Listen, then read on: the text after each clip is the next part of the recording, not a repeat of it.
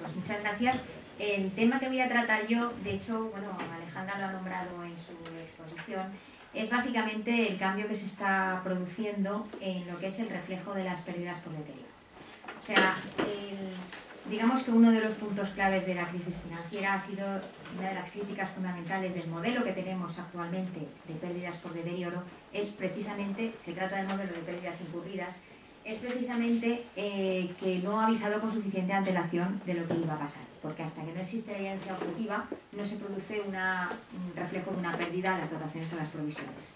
Entonces, en función de esta crítica fundamental, que ha sido el que no se ha avisado con suficiente antelación, pues el IAS plantea un modelo de deterioro que está basado en pérdidas esperadas.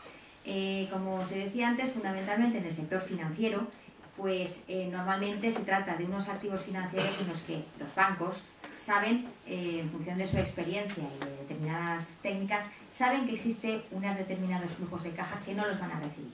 Entonces, actualmente lo que hacen los bancos, las empresas en general, con el modelo de pérdidas incurridas es, hasta que no existe evidencia del deterioro, no se refleja.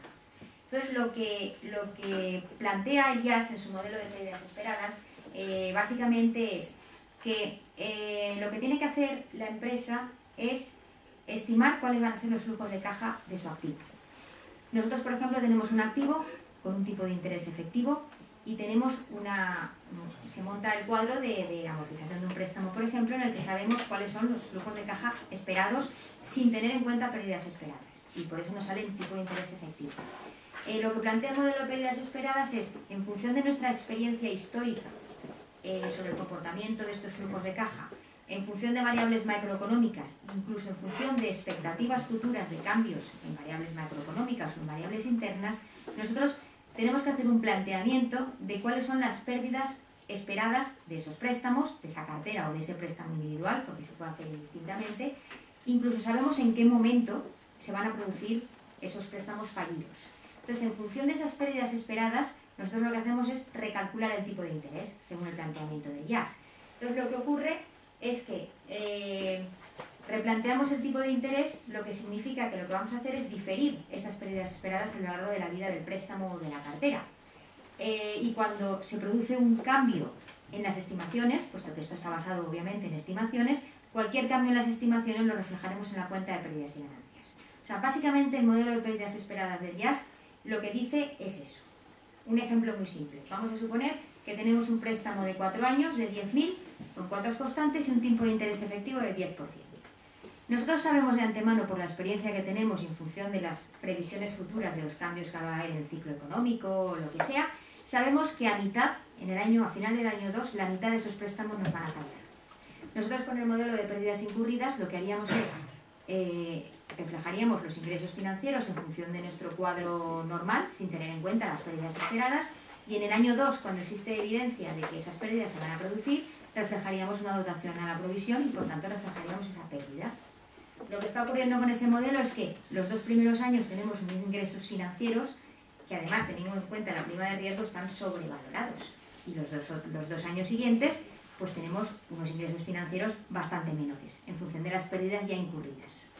Claro, no nos permite, cuando tú das la información a los usuarios, esos ingresos financieros sobrevalorados no te permiten prever los flujos de caja futuros, puesto que no solo no estás diciendo que vas a perder dentro de 2 años, sino que además con la prima de riesgo seguramente los intereses que estás cargando a ese préstamo que sabes que va a ser fallido son mayores. Entonces, lo que dice el modelo de pérdidas esperadas es no, nosotros vamos a hacer un planteamiento de modelo de caja en el que en el año 1 tenemos esta cantidad, en el año 2 esta, en el año 3 menos y en el año 4 menos. Entonces, lo volvemos a recalcular el tipo de interés en función de esas pérdidas esperadas en el momento esperado y nos sale un tipo de interés menor, obviamente, de manera que a través de ingresos financieros estamos recogiendo un menor ingreso financiero al principio. Si todo ocurre como esperábamos, de hecho, el tipo de interés va a ser constante a lo largo de los 4 años de vida del préstamo o de la cartera, puesto que efectivamente ha pasado lo que sabíamos que iba a pasar. Es una cuestión de localizar los flujos de caja en el momento adecuado. Entonces, en función de esto, pues parece más lógico, porque se supone que ya de entrada estás avisando que el tipo de interés no es del 10%, sino que el tipo de interés es menor, puesto que hay unos flujos de caja que no vas a dejar. ¿Qué ocurre? Ventajas son obvias. Evidentemente nos avisa con más antelación de cuál es la previsión de flujos de caja futuros y además no nos muestra unos años de ingresos engañosos al principio. Y además, a diferencia de otros modelos, tú haces unas estimaciones que son internas de la empresa, o sea, utilizas variables externas, variables estadísticas, variables macroeconómicos, pero también te fijas en la composición y características de tu propia cartera. Es decir, las estimaciones son internas por parte de la empresa y varían, por tanto, con los mismos instrumentos pueden variar de una empresa a otra. Esas son las ventajas. Evidentemente esto ha suscitado numerosas críticas. Desde el primer momento, por parte de las empresas no financieras, la primera crítica es, vamos a ver, esto está pensado para los bancos. Porque nosotros nuestras carteras está formada fundamentalmente por clientes y no estamos pensando en los ingresos financieros cuando tenemos un crédito con clientes. Por tanto, no se adapta al modelo de negocio de algo que no sea los bancos. Y por parte de las empresas financieras, la principal crítica era la falta de operatividad. Primero porque, evidentemente, tienes que hacer estimaciones a muy largo plazo. La probabilidad de equivocarte es grande y como cualquier cambio en estimaciones influye en la cuenta de pérdidas y ganancias, pues eso supone una gran volatilidad. Además, los bancos aluden a que esto está pensado para un modelo de cartera cerrada. Si vamos a los ejemplos del IAS, veréis que son ejemplos muy simples, con un préstamo a 10.000, a 4 años, a 10 años, cerrada, o sea que estás hablando de a lo largo de la vida del préstamo lo que ocurre, cuando realmente los bancos aluden a que ellos no operan así, ellos operan con carteras abiertas. Entonces este modelo es muy difícil de aplicar en carteras abiertas. Y luego además los reguladores del sistema financiero tienen otro sistema. Y los bancos lo que no quieren es tener un doble sistema de cálculo de deterioros. Entonces todo esto ha suscitado una gran polémica por parte de los preparadores, fundamentalmente del sistema financiero. Y luego también ha habido polémica por parte de los reguladores. Los reguladores lo que dicen es, primero, nosotros no nos fiamos de las estimaciones de la gerencia. Se está dando a la gerencia la posibilidad de estimar sus pérdidas y para nosotros eso es muy poco fiable. Además, decía, una de las principales polémicas que plantearon, por ejemplo, el Banco de España lo planteó, si al principio el IAS decía, bueno, este modelo lo que hace es anticipar las pérdidas, porque realmente si pensamos en una cartera cerrada, pues lo normal es que al reducir el tipo de interés, desde el principio está reflejando menos beneficio en la cuenta de pérdidas y ganancias.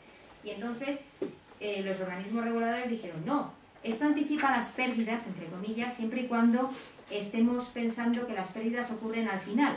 Pero si todas las pérdidas ocurren en los primeros años, nos encontramos con que calculamos un tipo de interés que al principio nos va a permitir reflejar una cuenta de resultados con un beneficio superior al que reflejaríamos con el de pérdidas incurridas. Pues si te pones a hacer números, efectivamente